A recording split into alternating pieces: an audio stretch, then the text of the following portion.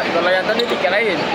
Sebab kalau banyak kosong, ni tiket mahal, 1 lebih. Tiket sebelah ni.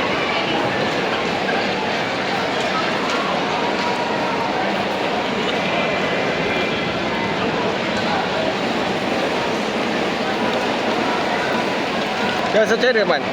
Pusing balik sana, kita bersungai balik. Sebab rasa macam panas. Kita pusing balik lah. Lepas sana kita dapat view ni. Cuma tak dapat suara ni je lah.